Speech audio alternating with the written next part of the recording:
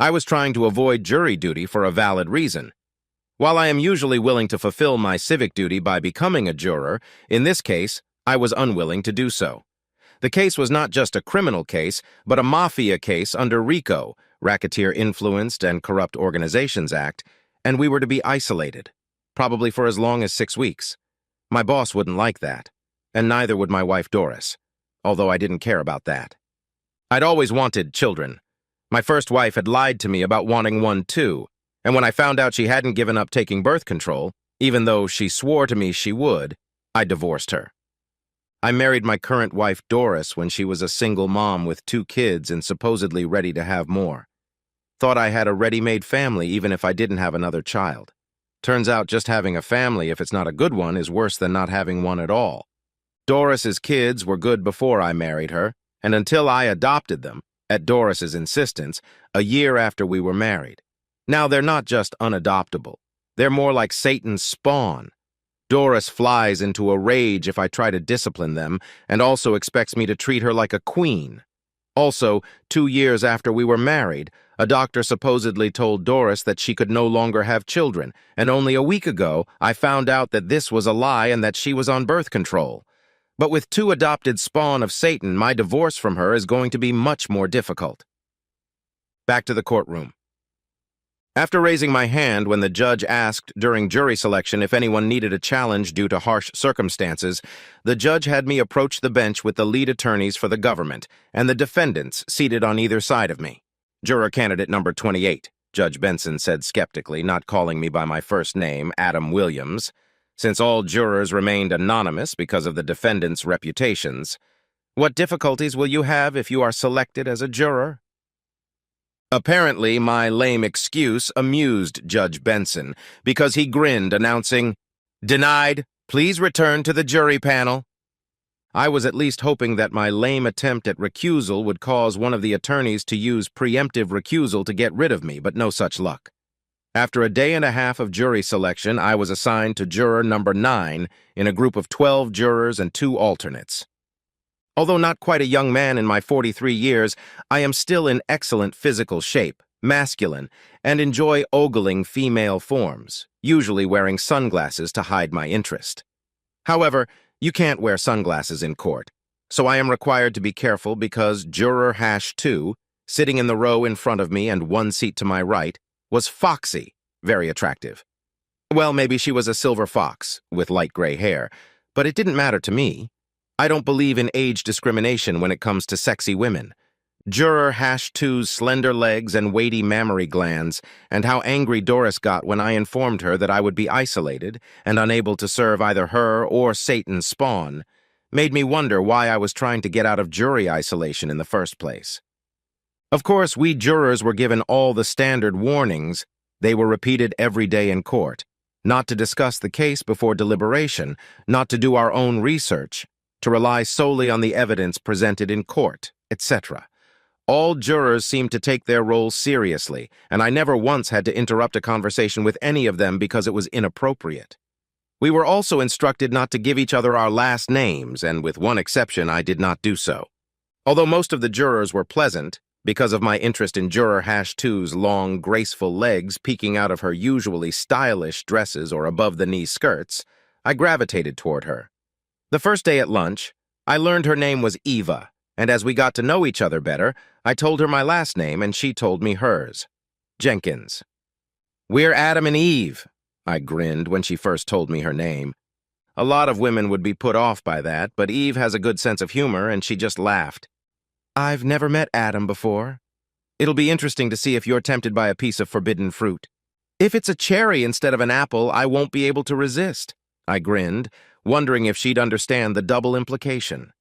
She did, and despite how sophisticated she looked in her perfectly pressed business suit with skirt and professionally styled silver hair, she stuck her tongue out and laughed.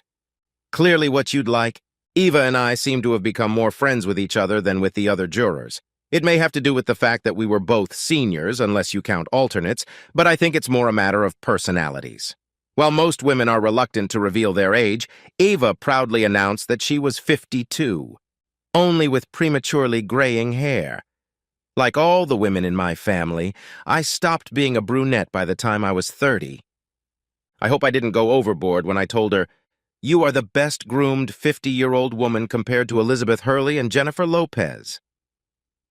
She didn't say anything back, but smiled and giggled, which I thought was tantamount to saying, "You got that right, asshole." While the case was interesting in some ways, it was boring in others. As the days of testimony dragged on, Eva and I initially hoped for a quick resolution, maybe even a plea bargain that would allow us to be released early. The weekend could have been unbearable were it not for four things. 1. Eva loves working out in the hotel's large and lavishly equipped gym, and it's one of my favorite things to do, so we worked out together, although I had to practice breathing techniques so I wouldn't get too excited about her toning in a swimsuit.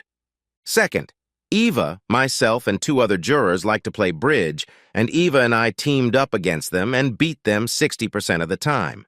3rd, Eva must have had a slightly wasted youth because she even knew how to play pool, and she and I played regularly in the pool room at the hotel.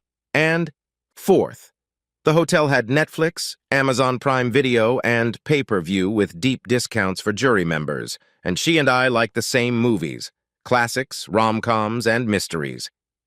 We, often with other jurors, watched movies in each other's rooms. The weekend after the 3rd week of trial, something huge happened on Saturday night. Me, Eva, and Brenda, juror #11, were watching rom-com in Eva's room, which for some reason was bigger than the others and had several chairs, when Brenda got a call on her cell phone and left with about a half hour left in the movie. As she left the room, still talking on her cell phone, Brenda whispered to Eva and me, "Just tell me tomorrow about the ending." Shortly after Brenda left, Eva got a call on her cell phone, too. I turned off the sound on the TV and was about to leave to give her some privacy when she asked me to stay. Listening to the conversation only from Eva's side, I realized it was her husband, and that even before the trial they were already getting close to breaking up, and the isolation had contributed even more. Before she interrupted the conversation, I couldn't help but hear her scream, "Fuck you, you impotent asshole! Don't ever call me again!" My eyes widened, and expecting Eve to be devastated, I got ready to leave. "Don't go, Adam," she chirped as if nothing had happened. "Turn up the sound and stay until the end." So I did, and we had a good laugh at the end. As I was about to leave, I said, "I'm sorry I overheard you talking. I hope I didn't embarrass you." "No, I didn't, but you know what would embarrass me," she hummed, getting up from her chair and walking over to me. "What?" I asked innocently. "If you never got around to acting on the obvious appreciation you have for my body." For the next couple of minutes, we stared at each other unblinkingly, our noses no more than an inch or so apart. Her icy blue eyes radiated unbridled passion. I'd never cheated on my wife before, despite the constant irritation she and her brats caused me. But then again, I'd never received an invitation from such a sexy woman, regardless of her age, before. While my thoughts were jumbled and I couldn't react, and while we continued to stare into each other's eyes, something I had long ago read about while studying chemistry, I'm a research chemist by profession, popped up in my scrambled brain. Prolonged eye contact is believed to trigger the release of phenylethylamine, the chemical responsible for feelings of attraction. This thought had not yet left my brain when Eva began to slowly unbutton her blouse. I watched in amazement as she undid the buttons and smoothly pulled it off her shoulders. No sooner had the blouse fallen to the floor than she reached behind her back and unhooked her bra. When that, too, fell to the floor, a magnificent sight appeared before me. In a few minutes, we were lying naked in her bed, doing it like a couple of sex-starved teenagers. Despite her proper appearance, in bed, she was a wildcat with a capital D. After a few minutes of passionate moans in the embrace, we finally separated. "What was that just now?" I grinned, looking into her twinkling ice-blue eyes. There was no reason to analyze it more deeply. Suddenly, the isolation went from unwanted to fantastic. Eva and I had developed a real connection, both sexually and emotionally. During the remainder of the isolation, Eva and I slept, Although we slept 2, but that's a loose definition since I had an average of 2 orgasms and she had 4, together almost every night. We're careful about it, however. We never got together until we were sure the other jurors in the rooms next to ours had gone to bed, and we would set the alarm to get up before the other jurors so that either I could leave her room or she could leave mine before the others got up. It was the best sex of my life, period and finito. Comparing my affection for the goddess Eve to my annoyance at my wife Doris, despite being good-looking and 6 years younger than me, and her evil children, I never felt any guilt for myself. When my naked body was in front of Eva's body, nothing else in the world mattered to me. Eva was the only person I told about my desire to have at least one biological child and how frustrated I was with my current situation. She seemed to smirk slyly when I talked about it. When the trial was over, it took us jurors only 6 hours of deliberations to find all 4 defendants guilty on all but one count. Walking out of the courthouse for the last time, Eva and I stared at each other in the street. "I guess this is the end of Adam and Eve banished from the Garden of Eden," she sighed. "I'm going to miss you," I squeezed out, "and I don't know how I'm going to be able to go back to my unpleasant normal life. Maybe we need to see if we have a life after isolation." "I'm leaving the country for 2 weeks. You might want to call me after that," she said, holding out her business card to me and squeezing my hand. I wanted to give her a passionate kiss goodbye, but we were in public, and we had to behave properly so that no one would blab about our relationship. Doris and the obnoxious brats were glad to have me home, but only so that I could serve them again. In my 6 weeks of absence, none of the chores I usually did around the house had been done.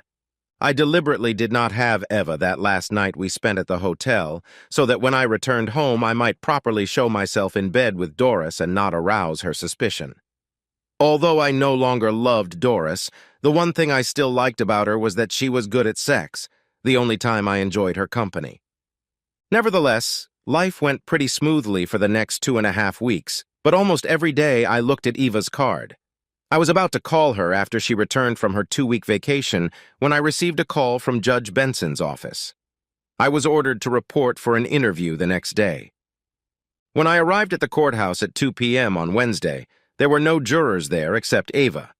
We said hello to each other, but showed no affection or even real familiarity.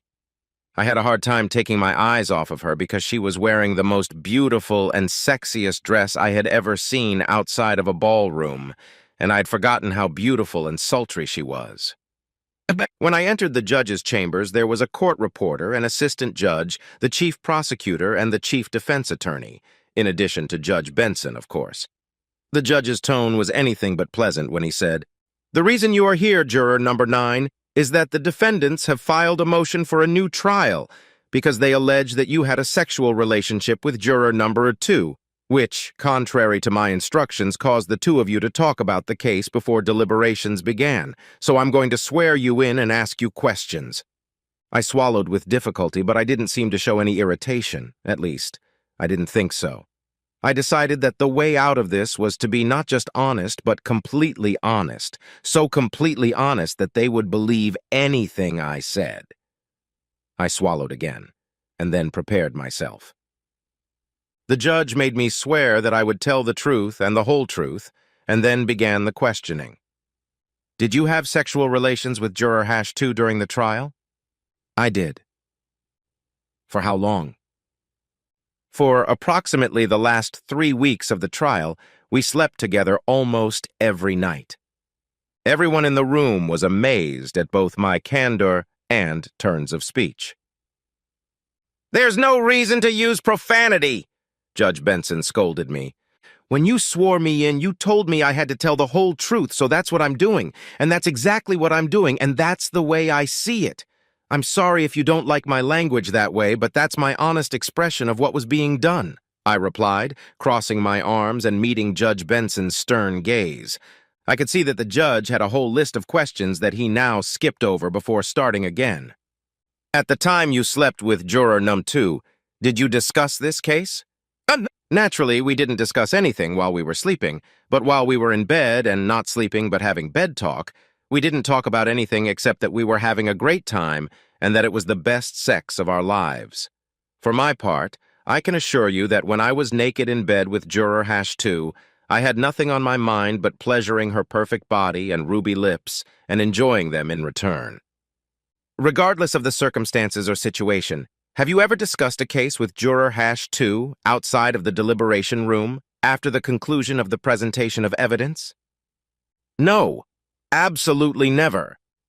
Have you ever communicated with Juror #2 after the trial was over?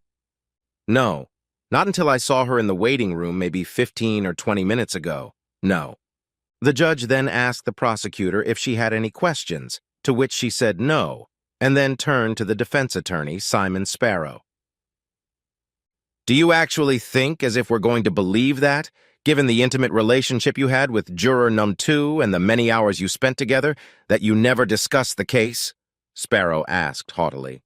I looked Sparrow straight in the eye and, growling, said, If you had seen and caressed the stunning naked body of Juror #2 and had the pleasure of hearing her ring your bells every day, you would realize how ridiculous your question is.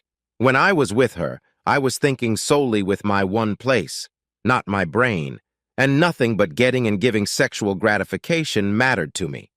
So yes, I expect you to believe that because it is the truth. I saw the female court reporter blush, and Sparrow and the judge leaned back, reacting to the intensity of my answer, but a devilish grin flashed fleetingly on the prosecutor's face before she suppressed it. For some reason, the associate judge did not react in any way. After a meaningful pause, Judge Benson said, You may step out, Juror #9, but do not leave my waiting room until I specifically release you. Also ask Juror #2 to come in, but do not talk to her about what we questioned you about. Understood, I replied, and quickly left the judge's office. As I entered the waiting room, I said out loud, The judge would like to see you now, Juror #2, and as we passed each other, I muttered, but in a way that made sure she heard me. Be absolutely, utterly, and blatantly honest, Eva. Eva smiled.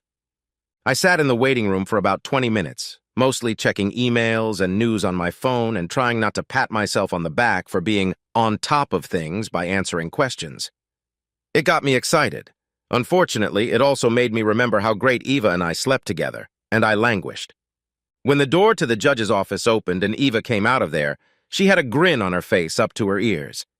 She sat down across from me, and we both smiled silently, not saying a word except for her first words. Judge Benson told us to sit here until he released us. While we waited for the judge to release us, Eva and I looked at each other with devilish grins on our faces. About 10 minutes after Eva left the judge's office, his assistant walked up to her and said, You are both free to go, but you are not to discuss your testimony with anyone else. We both raised our eyebrows in surprise, then casually rose from our seats and walked out together. Although we had smiles on our faces, we didn't say anything until we entered the elevator. Since there was no one in it, Eva met my gaze and moaned. I missed you. And then pulled my head by my tie and kissed me passionately. Yes, so passionately that we didn't even have time to break the kiss when the door opened on the first floor, and the guy waiting for the elevator jokingly said, Get a room!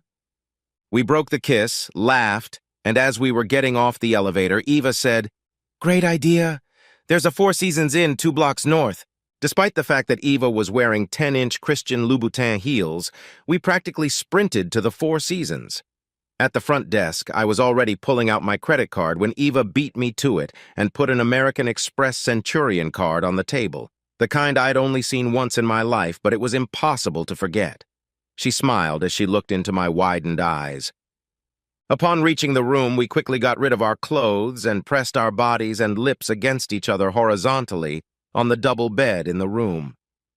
After capturing a passionate kiss on her lips, Eva stopped me. Before we start, I have something to tell you, she grinned.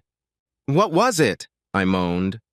About the third time we slept together during our isolation, you told me that you always wanted a biological child, but both of your lying wives tricked you into it. As soon as you said that, I stopped taking birth control. Eva grinned, her icy blue eyes fixed into mine almost like lasers. Can you still have kids? I asked, surprised. Most women don't hit menopause until 51 or 52, and in my family's history, it's much later. My mom gave birth to me at 55, and according to my OB/GYN I met with this week, I show no signs of menopause and am fertile, she replied, this time with an even wider smile. After a pause caused by my brain not working, I swallowed and replied, "Does that mean—" She interrupted. "Yes, it means that if you fuck me, you can knock me up," and she pressed her lips firmly against mine again. All thoughts left my brain in a rush. I don't know how long it was before we both regained consciousness, but when I looked at the clock next to the bed, it appeared that we had been in La La Land for about an hour. As we lay nose to nose, Eva giggled. "I think you knocked me up." "How do you know?" I grinned. "It just feels right. I've never felt like this before." "Have you had kids before?" I asked, not remembering that we'd talked about this during the isolation. "I never had that desire before. Now that I'm going to have a child with you, I'll be the happiest I've ever been in my life." "And what are we going to do next?" "If I'm wrong that I'm already knocked up, we'll keep sleeping together until it's true, and then we'll ride off into the sunset with our baby," she hummed. "Woe is me. I've turned into a sex slave," I smiled, and then ran my shin down her body and started sucking on her clit. We didn't leave the room until 10 o'clock the next morning, but we had dinner in the room. I never bothered to call Doris, nor did I bother to call work to let them know I would be late because of the information Eve had given me. When I got home at 6 in the evening the day after my fateful night with Eva, I was greeted by a furious wife. "Where the fuck have you been?" she shouted, and then, picking up the Metro section of that day's newspaper, she screamed, "How the fuck do you explain this?" And then I looked at the article she was pointing to on the front page of the Metro section and snatched the paper out of her hands. I flipped through the article until I saw the part about how the defendants in the case Eva and I had just tried had filed a motion for a new trial because of a sexual relationship between jurors #2 and #9, which is the only way we'd ever been named since all the jurors are anonymous. I chuckled, remembering that I had told Doris several times that I was juror #9. When I read the next paragraph of the article, I was pleased to see that Judge Benson denied the motion for a new trial, after questioning the jurors involved. Apparently, Doris didn't take it well when I said, "Last night I tried to impregnate juror #2, since you lied to me about not being able to bear my child." That was the first time I said I was aware of her deception. I will say she didn't take it well because she punched me in the face once and tried to do it a second time before I grabbed her wrists. "I'll divorce you, you bastard!" she screamed as I continued to hold her back from more slaps. "Not if I divorce you first," I grinned.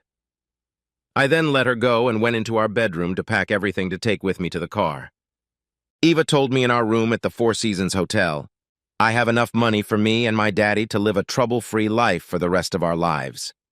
When I asked how much that enough was, she nonchalantly replied, "About $900 million, give or take 50 million. "And that's what you'll get after the divorce?" I asked, eyes wide.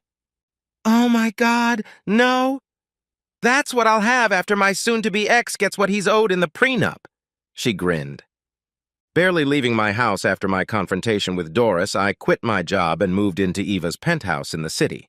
11 days after our night at the Four Seasons Hotel, Eva insisted I go with her to the OB/GYN to see if she was pregnant. "How can you tell after only 11 days?" I asked, genuinely perplexed. "Because the most modern tests can detect HCG, chorionic gonadotropin, a hormone that begins to be produced by the chorionic tissue after the embryo implants, in the urine 10 days after fertilization. That's why." She grinned and kissed me. "But the test is just a formality. I know I'm pregnant." She was indeed pregnant, which the test confirmed, and which was further confirmed by the fact that she didn't have her next period, and thankfully the morning sickness plagued her for a short period of time. 6 weeks after Ava's pregnancy was confirmed, we flew out to her estate in California. By then, our divorces were well underway. "I have a surprise for you when we get to the estate," She smiled as we drove there in the limo from the airport. "What is it?" I asked, stupidly. "If I tell you, it won't be a surprise," she grinned. Soon after, we drove under a bronze plaque at the top of the stone vault at the entrance to her estate that read, Eden. I laughed. She kissed me and then said, "I assure you there is no serpent here, no forbidden fruit, only joy for life."